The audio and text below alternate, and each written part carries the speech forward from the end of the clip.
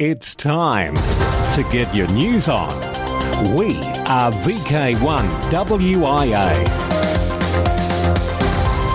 And head first into the national news we go. This for week commencing September 1, that's Father's Day, 2024. And this week, WIA directors VK4EA and VK5GK, WIA RD contest manager VK4SN, WIA YOTA committee member VK2MV. And did the ARRL pay $1 million ransom? Jason delves into this during international news. Now wait, there is much more in this edition of news from the Wireless Institute of Australia. I'm Editor Graham, VK4 Baker. Ham Radio News. Nobody does it better. We are VK1WIA. Over the last few months, we've held a couple of club presidents' briefings, firstly on the class licence and most recently an update from the Technical Advisory Committee, the TAC. On both occasions, we promised to make recordings available, and sadly must advise I've failed to find the time to edit and publish the videos to the WIA YouTube channel. However, I have some time off work coming up, so the energy will return. I do apologise for the slackness. Preparations continue for the IARU Region 3 AGM to be held in Bangkok, Thailand this coming November. The WIA is sending Peter Young, VK3MV, to represent Australian amateur radio interests. Additionally, we are fortunate we have a director from VK on the Region 3 board, Oscar VK3TX. If you don't already know, I like my microwave equipment building and operating, so it's with huge pride that I announce the board has approved a significant record achieved on one of our least used bands at 241 gigahertz. That's 241 gigahertz. Congratulations to Noel VK3NH and Andrew VK3CV for their 10.9 kilometre achievement. Words cannot describe the difficulty in construction to achieve a piece of working kit that operates at 241 gigahertz, let alone making a contact at some distance with the gear. And now for those HF operators, you're probably wondering why 10 kilometres is such a big deal. And the challenges of fabricating dish, feeds, and the mixer at these frequencies is formidable. And then the conditions and pointing a dish with sub-degree precision boggle my little mind. Congratulations guys, well done. A special shout out to Andrew VK3CV for making 122 and 134 GHz more accessible due to his work with the silicon radar device. And thanks to Kevin VK4UH, the WIA VHF UHF records manager, for managing the recognition for the special achievements that push the boundaries of radio communications. Experimentation, it floats me boat. A reminder to all listeners that if you know of anybody doing good things for the hobby, they deserve recognition and they should be considered for a WIA award. Check out the website for details. And also remember, we're constantly looking for content for social media, the website and the AR magazine. Please consider contributing. And finally, the WIA is very interested in hearing from an affiliated club rehosting the 2025 WIA AGM. Typically, we like to combine the AGM event with a significant club event sometime in the months around about May. And for example, the Bundaberg Club executed a very successful event in 2024, pulling together a significant number of attendees over two days in their hometown. It was a great long weekend. That's enough ranting from me. This has been Peter, VK4EA Vice President, on behalf of the WIA Board. Good morning all, this is Giles Kirby, VK5 Golf Kilo, delivering the Director's Update. It's an unseasonably warm winter in SA, and recent storms and earth tremors across Australia remind us how important it is to be prepared. A good reminder to check our batteries and refresh our emergency supplies. Before I know it, I'll be cleaning our gutters and trimming brush, ready for summer heat as the cycle begins anew. The WIA board continues to pursue actions that help members. Although details might not always be apparent, we've been applying a consistent approach of improving procedures with the available resources. And increasing membership numbers show that we're on the right track. Remember, we're all ambassadors to the hobby, and our actions reflect not just on ourselves, but on our community. Keep being awesome, keep experimenting, and amateur radio has a secure future.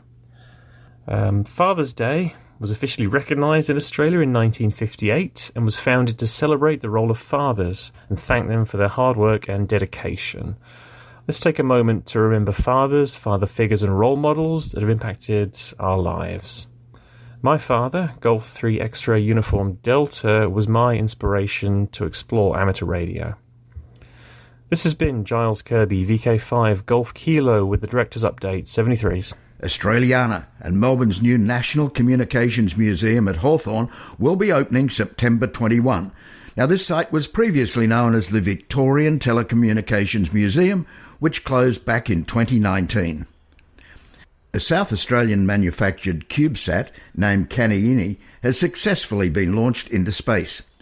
Billed as the first state government-funded satellite in Australia, Kaniini is part of a $6.5 million project to create high-tech jobs in South Australia's space sector and develop vital space capabilities in the state. One of the research initiatives to be undertaken by Kaniini involves early bushfire detection, utilising technology that can detect fires from space 500 times faster than traditional processing. Also, data collected will be used to develop robust and trustworthy AI capabilities that can accurately predict natural disasters, such as landslides and flooding. This is part of a project by QUT, the Queensland University of Technology. We are VK1WIA. Now, international news with VK2LAW Jason. The $1 million payout. May 2024, ARRL Systems Network was compromised by threat actors, TAs, using information they'd purchased on the dark web. The TAs seemed to have a payload that would host and execute encryption and deletion of network-based IT assets, as well as launch demands for a ransom payment for every system. This serious incident was an act of organised crime. The FBI categorised the attack as unique, as they'd not seen this level of sophistication amongst many other attacks they've had experience with. The ransom demands by the TAs in exchange for access to their decryption tools were exorbitant. It was clear they didn't know and didn't care that they'd attacked a small 501c3 organisation, non-profit, with limited resources. After days of tense negotiation and brinkmanship, ARRL agreed to pay a $1 million ransom. That payment, along with the cost of restoration, has been largely covered by the ARRL insurance policy. To Tokyo, Yaesu, ICOM and Kenwood feature new transceivers at Ham Fair, Japan. The three big amateur radio transceiver manufacturers each featured new transceivers at Ham Fair in Japan, with Yaesu revealing the FTX-1F, a portable radio designed to compete with the ICOM IC705. ICOM announced the IC7760, a shack-style transceiver with separate base and dual display panel. Kenwood revealed a yet-to-be-named rig capable of both APRS and D-Star. The Yaesu FTX-1F is a portable SDR transceiver covering HF to 430 MHz with 10 watts external power. ICOM IC7760 is a 200-watt HF 50 MHz shack-style transceiver consisting of a full control head with separate RF deck. Kenwood's is a mobile radio with both APRS and D-Star support. The Terre Haute Children's Museum in the USA hosted Radio Day with the Wabash Valley Amateur Radio Association. The event included a variety of educational activities for families, such as a scavenger hunt, Morse code practice, a visit to Wave Town to explore different types of radio waves, and even the chance to operate a ham radio.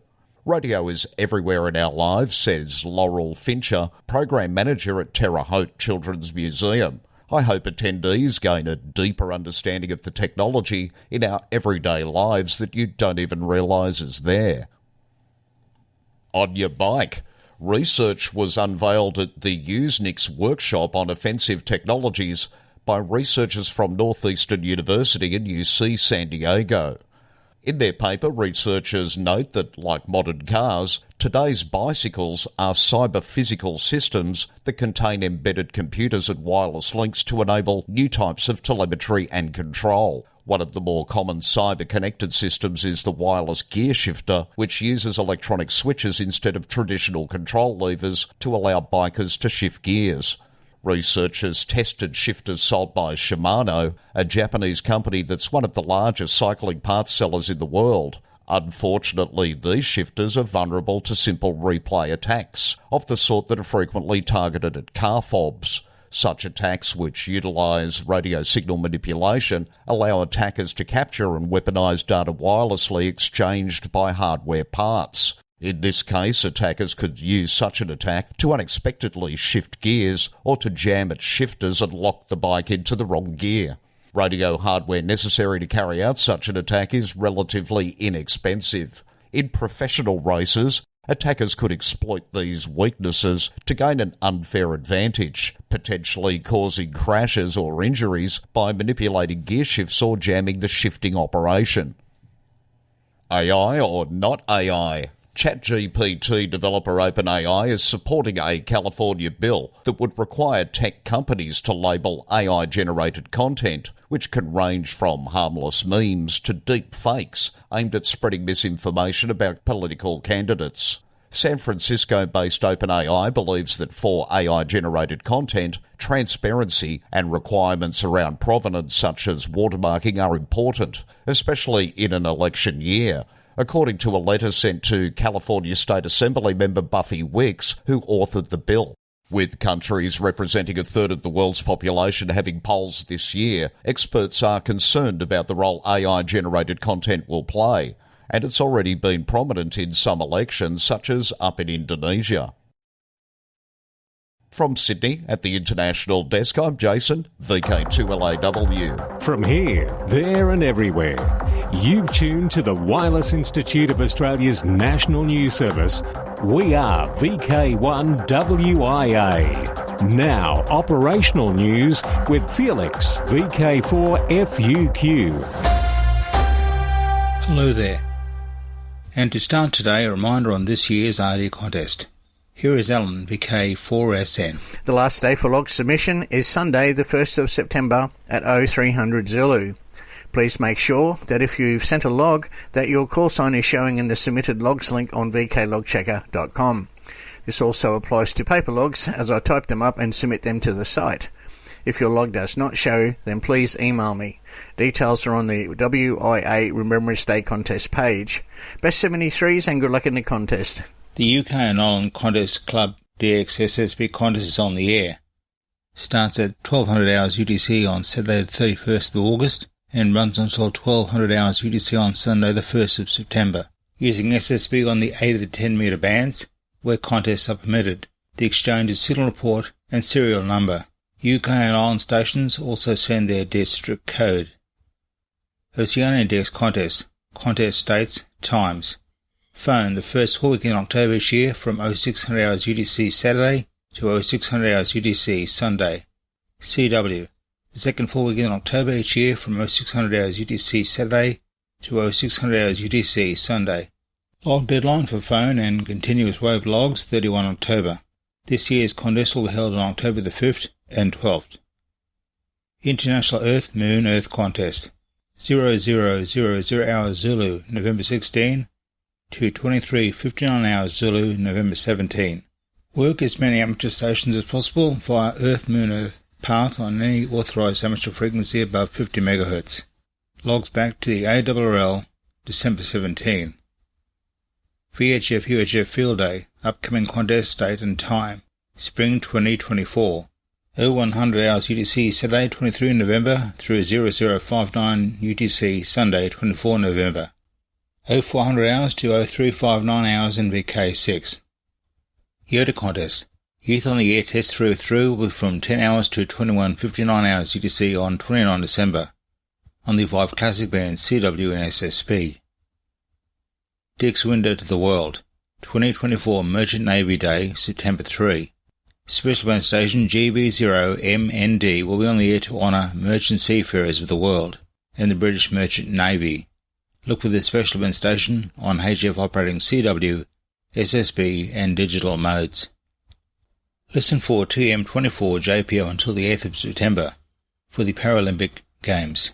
QSL TM24 JPO by the operator's home station F8 GGZ. VI7 POL For 2024 National Police Week in Australia, VI7POL will be on the air. The call will be active between the 14th and 29th of September to celebrate the 7th Annual National Police Week, a celebration of our nation's police. K4A. The Alabama Contest Group will be operating the 9/11 Remembering Our Heroes special event September 8 to 11. The K4A special event station will be on the air to honour the victims of 9/11. This year a new special QSL and certificate honouring our heroes theme will be available to those who contact K4A on 3 bands using any combination of bands modes. The group will offer a full colour glossy certificate on heavy paper, which will be mailed in a full-size manila envelope, all postage paid by the Alabama Contest Group, even if here in Australia, or any DX. South Cork. Thomas N2WLG is active as E51WLG until September 8 on the 40 to 10 metre bands using CW and digital. QSL E51WLG via LOTW home call, N2WLG direct or via bureau. For VK1WIA National News, I'm Felix VK4FUQ Inningham. From here, there and everywhere, you've tuned to the Wireless Institute of Australia's National News Service. We are VK1WIA. Now, Special Interest Group News with Cole, VK3GTV. Hello and welcome to spring. And with warmer weather on the way, it's a fitting introduction to our first Worldwide Special Interest Group item for this week. Summits on the Air, Worldwide Flora and Fauna Program, Parks on the Air, and other adventure groups. New Zealand makes debut in HEMA Awards Scheme. Competitors in the award scheme known as HEMA are ready for a big weekend this weekend.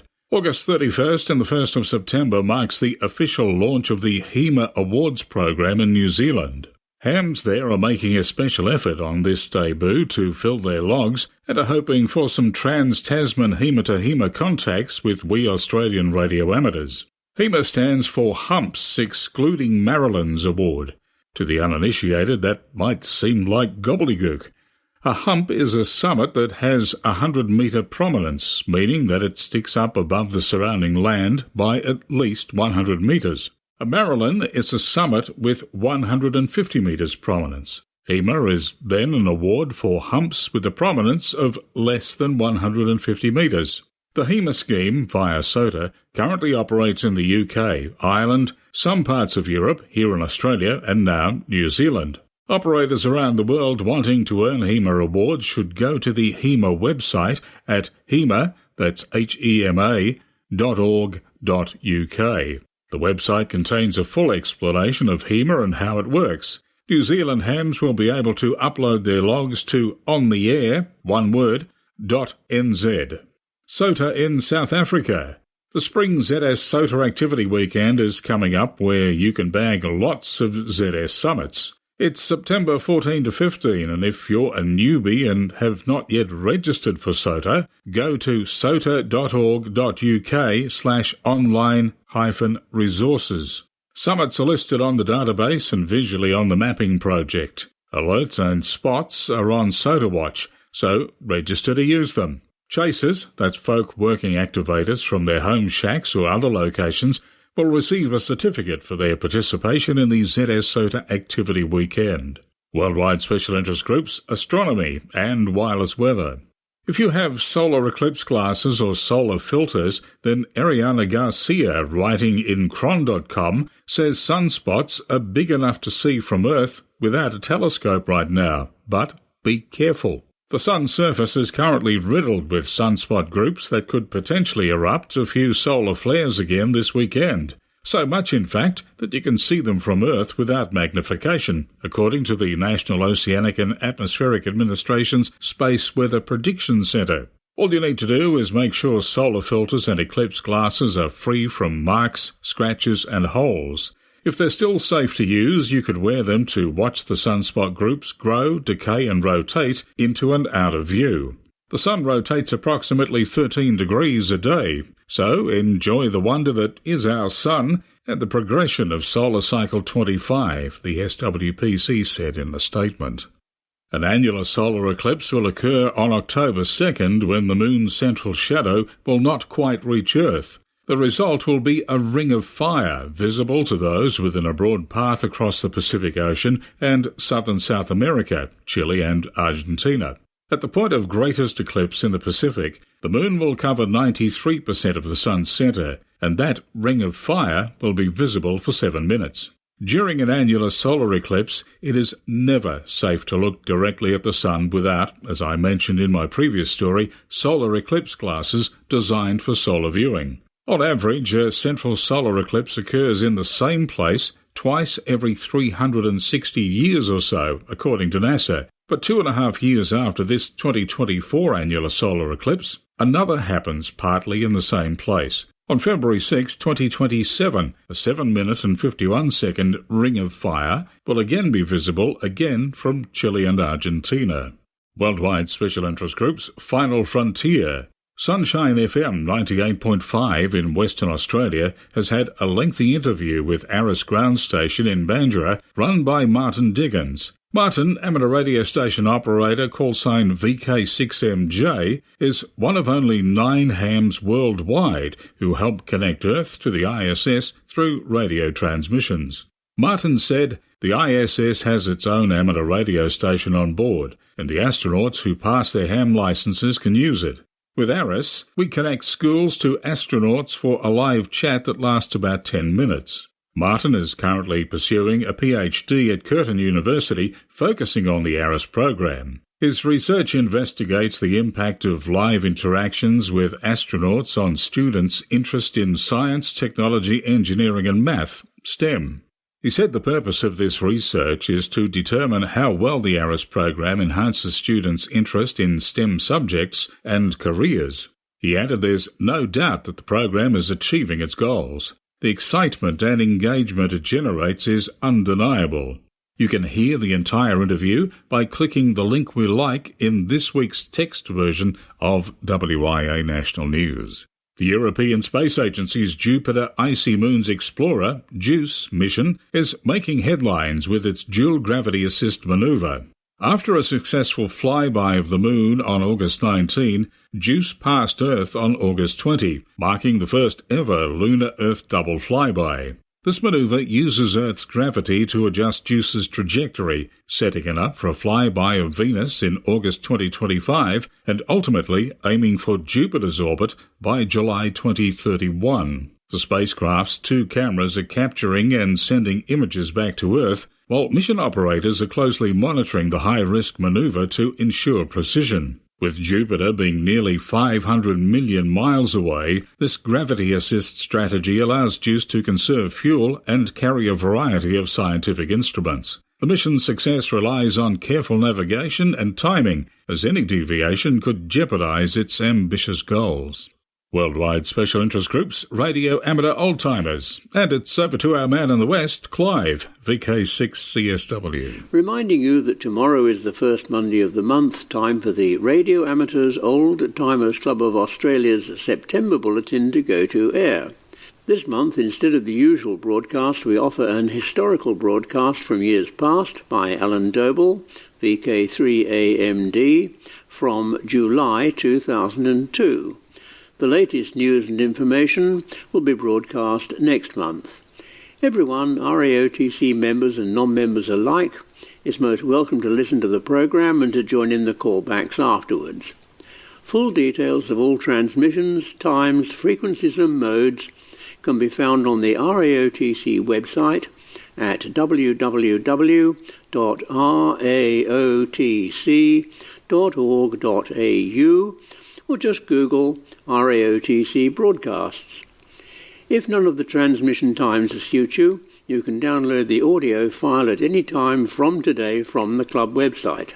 Members and friends of the RAOTC in Perth are reminded that the next lunchtime meeting at the Woodbridge Hotel, East Guildford, will be held on Tuesday, September the 10th. All are welcome. Further details are published on the club website. Once again, tune in tomorrow for the September RAOTC Bulletin Enjoy the programme and join in the callbacks afterwards. 7-3 from Clive, VK6, Charlie, Sierra Whiskey. Thanks, Clive. Next up, it's Worldwide Special Interest Group CW. A special event is scheduled on 630 metres Sunday, November the 3rd this year at 0000 UTC. The event marks the 118th anniversary of the adoption of both the SOS signal and the maritime calling frequency of 500 kHz, 600 metres in wavelength, medium wave. Some amateurs around the world, lucky enough to be able to operate just down the band from 600 metres throughout the evening, will be using CW from 472 to 475 kHz and the WSJTX mode FST4 60-second pass at 474.2 kHz USB. This event provides an opportunity for clubs or individuals to put a vintage medium wave transmitter back on the air, or perhaps try one of a number of solid modern approaches. If you can't transmit, it still may be worth a listen out. Worldwide Special Interest Groups, Radio Amateur Young Timers, YOTA. And with the latest, here's Alec, VK2MV. Today we are off to India to have a look at Space Kids India. Space Kids India is an Indian and aerospace startup pioneering the design, fabrication and launch of small satellites, spacecraft, balloon sets and ground systems. They are providing economical and sustainable access to cater to the needs of education, research and industry. With 7+ years of experience, Space Kids have launched 18+ balloon sats, 3 suborbital payloads, and 4 orbital satellites, and are the first organization in the world to have launched satellites through high school and college students. Now orbiting our Earth is SR0 Demosat, developed by Space Kids India, a 0.2 kilogram CubeSat designed for educational and amateur radio purposes. SR0 Demosat is equipped with an inertial measurement unit and a LoRa digipeater. The satellite's mission includes raising awareness about amateur radio and nanosatellites among students, transmitting health telemetry, and serving as a digital packet store and forward system for radio amateurs worldwide. Additionally, SR0 Demosat will act as a demonstration unit to qualify a new CubeSat deployer, reflecting Space Kids India's innovative approach to space technology. Operating on a 437.400 MHz downlink, the satellite supports various digital communication modes, allowing radio amateurs globally to engage with the satellite and collect valuable data. And happy Father's Day to all the dads on the air, including my dad, VK2LP. For VK1WIA National News, I'm Alec, VK2MV in Sydney. Now back to you, Cole. Thanks, Alec, and that wraps it up for me for this week. Enjoy the spring weather when it makes it to your part of the world, and I'll catch you again next week. I'm Cole, VK3GTV. We are VK1WIA. 2024, it's a date. Now, all clubs are welcome to email text with audio for this section, as did Nathan, VK5 Oscar Golf. Hi, this is Nathan, VK5OG, President of the South Coast Amateur Radio Club. On September the 5th, 2024, the club rooms will open at 7 p.m. and at 7:15 p.m, Paul, VK5 PAS, will be giving a talk on his recent Flinders Island expedition. Also, this will be our last guest talk for the year at our current club rooms. The South Coast Amateur Radio Club will be moving to a new location in the coming months. We hope to see you at Railway Parade, Seaford Meadows on the 5th of September for Paul's talk. 73s, this has been Nathan, VK5OG from the South Coast Amateur Radio Club. Thanks, Nathan. Now in VK4, Sunfest happens September 14, Coolum Civic Centre. In VK6, Perth Tech 2024, September 21 for 2 days. VK4, the Gold Coast Hamfest, October 13. This is at Nerang Country Paradise Parklands, 231 Beaudesert Nerang Road. In VK5 again, it's Amateur Radio Experimenters Group Radio and Electronics Sale, Saturday the 26th of October. In VK7, Tasmanian Ham Conference, November 2 and 3. That's being held in Hobart at the Sandy Bay campus of University of Tasmania. And VK3 wrapping up the year, Spark Rosebud Radio Fest, November 17. So now, until next we meet, I'm Graham, VK4BB. Walk softly. This has been the Wireless Institute of Australia with the weekly news service. This broadcast is in text, audio and video and is accessed on wia.org.au.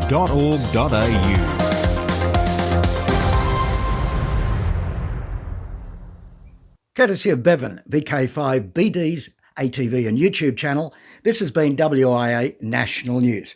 We're back now, live and local, and your voice, your callbacks. And don't forget, tick like.